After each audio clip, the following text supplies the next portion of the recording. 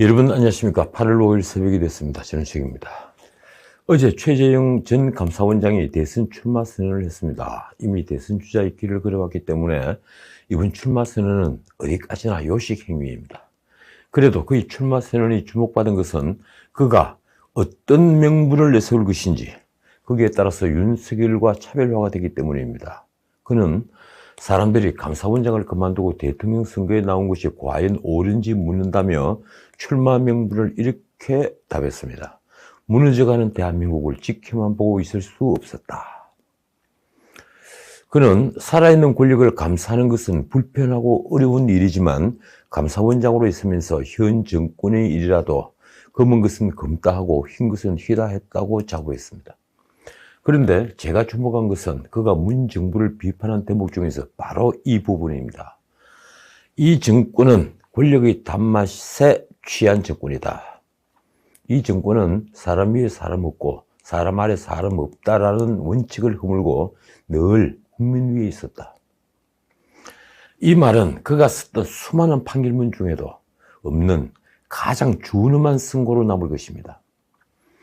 그는 그 선고에 이렇게 덧붙였습니다. 그들은 정치적 목적 달성이 필요하다면 국민을 내 편으로 분열시키는데 일말의 망설임조차 없었다.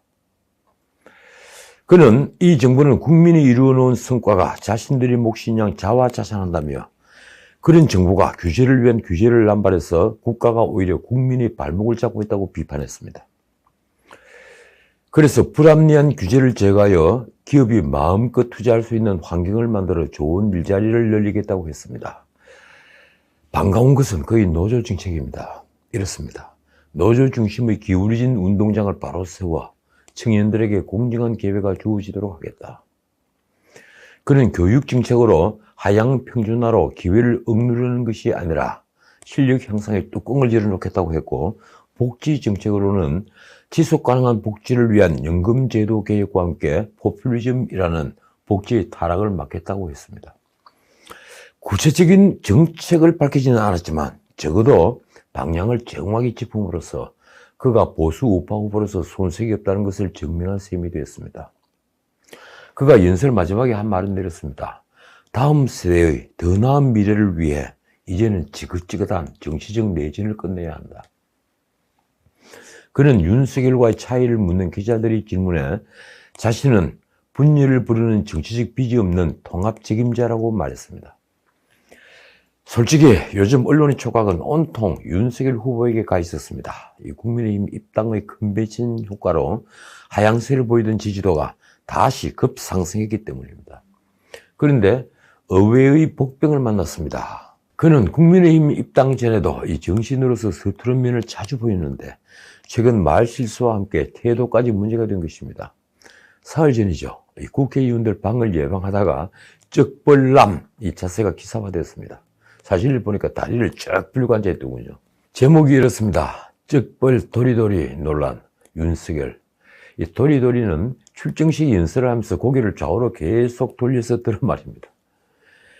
그는 3일 이미지 전문가로부터 조언을 구한 것으로 알려졌습니다. 어제는 다리를 벌린 채 엎드린 반려견 사진을 올린 뒤에 매일 나아지겠다고 써서 셀프 디스를 하는 여유도 보였습니다. 어쨌든 도리도리나 쩍벌남은 대중 앞에 서는 게 익숙하지 않은 거의 일화로 남을 수 있겠지만 만약 그런 일이 반복된다면 이미지에 치명상을 줄 수 있습니다. 그런데 진짜 문제되는 것은 계속되는 거의 실언입니다. 그의 직설화법은 진솔하다는 평가를 받지만 부적절한 예시가 화를 초래한다는 지적이 따릅니다. 정의되지 않은 말을 자주 써서 이 국어 구사에 문제가 있다는 분도 있지만 여의도 문법에 서툴기 때문이라는 분들이 많습니다. 이번이 부정식품 논란도 마찬가지입니다. 언론 보도를 보니 윤석열은 감명을 받은 책으로 밀턴 프리드먼의 선택할 자유를 자주 거론하는 모양입니다. 밀턴 프리드먼은 정부의 역할 축소를 주장한 대표적인 자유주의 경제학자죠. 프리드먼의 그 책은 제가 원장으로 있었던 자유경제원에서 출간했습니다. 윤석열이 7월 19일 매일경제와의 인터뷰에서 한 말이 논란이 되었습니다. 그 말의 진위를 알기 위해 다듬지 않고 그대로 옮기면 이렇습니다. 프리드먼은 먹어서 병에 걸려 죽는 것이면 몰라도 부정식품이라고 하면 아래라도 없는 사람은 선택할 수 있게 싸게 먹을 수 있게 해줘야 한다. 좀 헷갈리죠. 윤석열은 조리 있게 말하는 재간은 없는 것 같습니다. 그래서 유추해보면 그가 하려 했던 말은 이렇습니다. 먹어서 병에 걸리는 식품이 아니라면 부정식품이라는 과도한 규제를 없애 형편이 어려운 사람에게도 선택권을 주자. 그런 뜻이겠죠. 말하자면 위생상 문제가 없다면 낮은 품질의 식품에 대한 규제를 풀어 가난한 사람이 선택할 수 있게 하자는 것입니다. 솔직히 먹거리는 대단히 민감한 문제입니다. 당시 이 발언은 기사로 보도되지는 않았는데 인터뷰가 담긴 유튜브 영상이 퍼지면서 논란이 되었습니다. 그런데 이를 공론화시킨 사람은 다른 사람이 아닌 바로 조국입니다. 조국은 8일 페이스북에 해당 유튜브 영상 링크를 올리면서 이렇게 썼습니다. 병 걸리고 죽는 거면 몰라도 없는 사람들은 부정식품 아래 것도 선택할 수 있어야 한다. 이 발언을 놓쳤다. 그는 인터뷰에서 표출된 윤석열의 경제 철학에 따르면 없는 사람은 부정식품 아래 것을 선택해 먹을 수 있어야 하고 주 120시간 노동도 선택하며 일할 수 있어야 한다고 비꼬았습니다. 주 120시간 논란은 이 윤석열이 인터뷰에서 주 52시간제를 비판하면서 근로자가 조건을 합의하거나 선택할 수 있게 해서 일주일에 120시간 바짝 일하고 이후에 마음껏 쉴 수 있어야 한다고 말해 벌어졌던 논란입니다. 안 해도 좋을 뻔한 말이었죠. 물론 둘 다 윤석열이 진리를 알면서도 표면적 해석만으로 윤석열을 공격한 것입니다. 윤석열은 기자들의 질문에 선택할 자유에 나오는 얘기를 언급한 것이라면서 이렇게 답했습니다. 예를 들면 햄버거의 대장균 허용 기준을 너무 높이면 국민 건강에 문제는 없겠지만 햄버거의 단가가 올라가서 저소득층에게 싸게 살 수 있는 선택 기준을 제한하게 된다. 그러나 이런 해명에도 원색적인 비판들이 쏟아졌습니다. 이 민주당 정책위 의장 박안주는 이렇게 비꼬았습니다. 한 권의 책도 읽지 않는 사람보다 한 권의 책밖에 읽지 않은 사람을 경계하라는 말이 있다. 제가 좌파들을 공격할 때 늘 했던 말이죠. 이재명은 윤석열이 생각하는 국가의 역할은 없는 사람들에게 부정식품 그 아래 것이라도 선택해서 먹을 수 있도록 규제를 풀어주는 것이냐고 공격했습니다. 정세균은 불량 후보다운 불량 인식에 경악한다는 독설과 함께 이렇게 썼습니다. 대통령이 되겠다면 국민을 차별하는 불량한 시각부터 고쳐야 한다. 그 말은 좌파들에게 해야 될 말 아닌가요? 국민의힘 유승민도 비판 대회를 썼는데 그는 윤석열에게 이렇게 물었습니다. 선택할 수 없는 사람에게 선택할 자유를 주는 게 무슨 의미냐? 그러자 윤석열 캠프 신지호가 반격에 나섰습니다. 그는 라디오에 나가 국무총리까지 한 이낙연, 정세균 두 분이 부정식품과 불량식품도 구분 못하느냐며 불량식품을 먹어도 된다는 식으로 왜곡의 표현을 한다고 했습니다. 문제는 대중은 부정식품과 불량식품을 구분하지 못한다는 것입니다. 반기문 유엔 사무총장은 지하철 자동 발매기에 10,000원짜리 지폐 2장을 넣은 행동 등 사소한 문제들이 악재로 작용하면서 여론이 나빠지자 결국 대선 출마를 포기했습니다. 윤석열의 실언 역시 한둘이 아닙니다. 언론은 일망론이라고까지 썼습니다. 이 국민의힘 초선 의원 모임 강연에서는 저출산 문제에 대한 질문이 나오자 이런 말을 했습니다. 페미니즘이 정치적으로 악용돼 남녀 간 건전한 교제도 정서적으로 막는다는 얘기도 있다. 저출산 문제에 페미니즘이 왜 나옵니까? 기자들이 그 설명을 구하자 그는 이렇게 답했습니다. 그런 얘기를 하시는 분이 있다고 얘기한 것이다. 그렇습니다. 이 선거는 이런 사소한 일들이 만드는 이미지, 정확하게는 후보자와 홍보 전문가, 스핀 닥터들이 만드는 이미지로 승부가 갈립니다. 대중민주주의에서는 감성이 선거 승패를 가르는 것입니다. 그렇다면 다음 대선 승부는 어디서 갈릴까요? 물론 반문이 확실한 사람들이 여당 후보를 찍을 가능성은 없습니다. 그런데 그럼 반문으로 기울게 하는 기제가 무엇일까요? 그 기제가 곧 승부를 가릅니다. 실정에 대한 대중의 분노일 수도 있고 실망일 수도 있습니다. 예컨대 20대는 권력과 부를 이용하여 다시 권력과 부를 대물림하는 진보의 민낯에 등을 돌렸을 수 있습니다. 조국의 분노하는 이유입니다. 소득주도 성장 정책이 실패하면서 일자리를 잃은 30, 40 세대는 그동안 믿었던 진보좌파의 무능함에 반기를 들 수 있습니다. 열심히 일해온 50대 이상은 보유세, 종부세 등 세금 폭탄을 맞으면서 편안한 노후에 대한 환상이 깨지면서 현 정권에 분노할 것입니다. 반면 편가르기의 다른 한쪽에 있는 사람들은 국가재정이 그들이 나든 말든 자신에게 주어지는 청년수당, 돌봄수당을 비롯한 온갖 수당들, 느슨한 실업급여 제도는 물론 주 52시간제 칼퇴근까지 모두 정권이 은혜로 보일 것입니다. 게다가 재난지원금 등 현금 살포는 물론 기본소득 같은 후보들이 공약에 귀를 활짝 열 것입니다. 이래서 대중민주주의 선거는 이성이 지배하는 것이 아니라 감성이 승패를 좌우하게 됩니다. 아르헨티나를 몰락으로 이끈 후안 페로는 그런 감성을 자극해서 성공한 대표적인 인물입니다. 그는 즉시 여러분들이 원하는 모든 것을 하겠다고 공약했습니다. 이 간단한 말이 그를 대통령으로 만들었습니다. 결국 선전선동이 선거의 승패를 가르고 포퓰리스트들이 민주주의를 망가뜨리게 되는 것입니다. 그런 선전선동이 파고들 여지가 곧 어려운 민생입니다. 가령 어제 나온 7월 소비자 물가가 1년 전보다 2.6% 올랐다는 뉴스는 서민들이 고통에 가중되고 있다는 뉴스입니다. 1년 전복의 기사도 있습니다. 50% 폭등, 7개월째 계란값 하나 못 잡는 정부. 이 뉴스는 과연 여당에 불리하게만 한 걸까요? 계란값이 과연 정권을 바꿀 수 있을까요? 오히려 좌파 포퓰리스트에게는 기회로 작용합니다. 사실 계란값 폭등도 실증 때문입니다. 저도 이 장을 제가 보기 때문에 잘 아는데 5,200~300원 하던 계란 30개 한 판의 평균 소매 가격이 지금 7,268원이라고 합니다. 작년 말 발생한 조류 인플루엔자 방역을 위해 대규모 살처분을 한 것이 원인입니다. 문 정부는 작년 11월 말 AI가 발생하자 선제적 차단을 한다며 발생농가 반경 500m였던 살처분 범위를 3km로 대폭 확대했습니다. 거리로는 6배죠. 그러나 면적으로는 36배가 늘어난 것입니다. 일대의 닭을 다 생매장해버린 것이죠. 이런 살처분으로 산란계 닭의 23%인 1,700만 마리가 죽었습니다. 이제 겨우 300만 마리 정도 복구했다고 하는군요. 한참을 내다보지 못한 탁상 행정입니다. 문 정부는 가격 안정 대책으로 계란 2억 개를 수입했지만 국내 하루 소비량이 4,500만 개나 되니 턱도 없이 부족합니다. 계란값만 뛰는 게 아닙니다. 이 개인 서비스 가격과 농축산물, 석유류 가격이 물가 상승을 주도했습니다. 석유류 가격이 오르면 뭐가 오릅니까?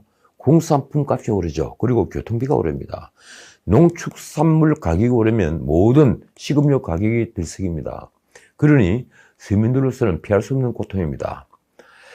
자, 하나만 더 말씀드리죠. 3월 말 가계부채가 1,765조로 폭발적으로 늘어나는데 아직 6월 말 통계는 나오지 않았습니다. 그 유동성으로 인해 물가가 오르는 것은 그만큼 세금을 더 내는 것과 똑같습니다. 정책 잘못으로 보이지 않는 소득 감소를 겪는 것입니다. 이 판에 하늘의 유동성을 줄이기 위해 기준금리를 올리면 어떻게 될까요? 우선 집권 여당이 정권 재창출을 기대하기는 어려울 것입니다.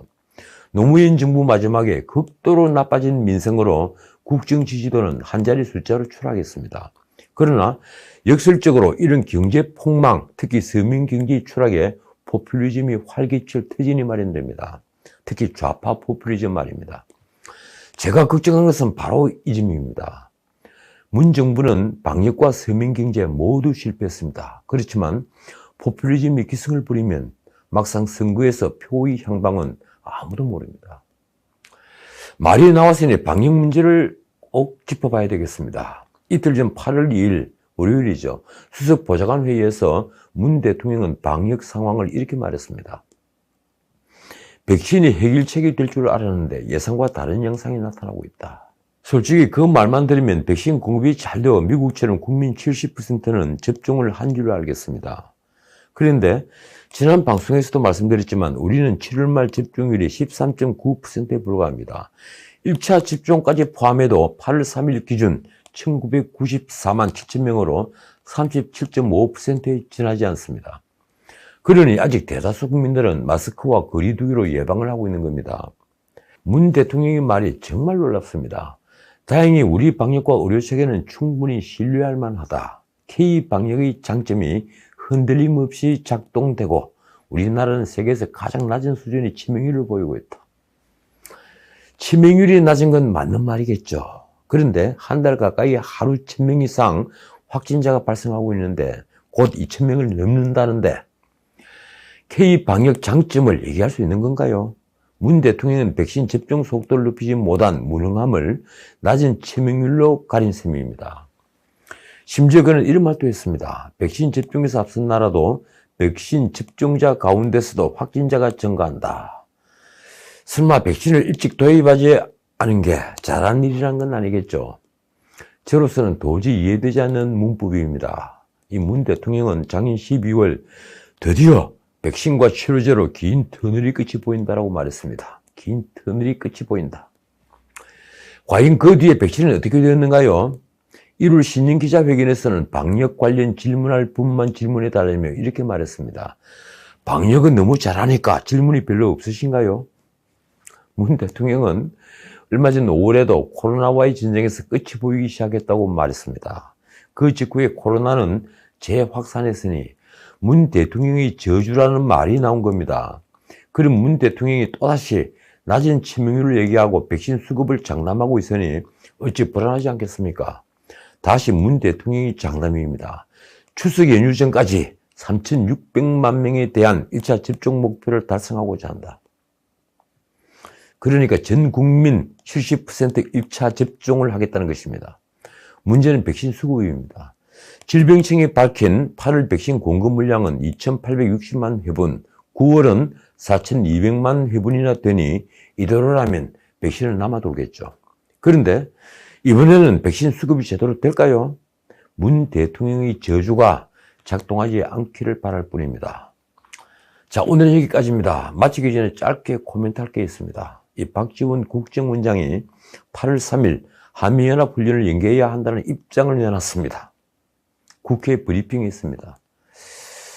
김여정의 협박이 있은 지 이틀 만인데 정부기관 수장이 이런 말을 하는 것은 제가 알기로는 처음입니다. 야당의 말처럼 국정원이 김여정의 하명기관이 된 건 아니겠죠. 국회 정보위 의원의 말이 이렇습니다. 박 원장은 훈련을 연기하지 않으면 북한이 새로운 도발을 할 수 있다는 얘기도 했다. 북한이 협박을 전달하는 겁니까? 정부수장이 북한에 도발의 명분을 준 셈이 됐습니다. 김여정의 훈련 중단을 관계 개선의 조건으로 내걸자 남북 대화 재개가 급한 여건이 훈련 연기에 나선 겁니다. 청와대가 문 대통령 양산 사저 경호 인력을 증원한다고 밝혔습니다. 역대 퇴임 대통령들 경호 인력은 27명인데 문 대통령은 방호 인력 38명을 더 두기로 해서 총 65명의 경호 인력이 배치됩니다. 무엇이 그리 두렵습니까? 청와대 변명이 이렇습니다. 방호 인력은 원래 경찰과 의무경찰이 담당하는데 의경의 단계적 폐지로 인해 추가로 뽑게 된 것이다. 문 대통령이 국무회의에서 한 말입니다. 이 국민들의 세금이 쓰이는 만큼 꼼꼼히 살피고 효율적으로 운영하는 방안을 검토하라.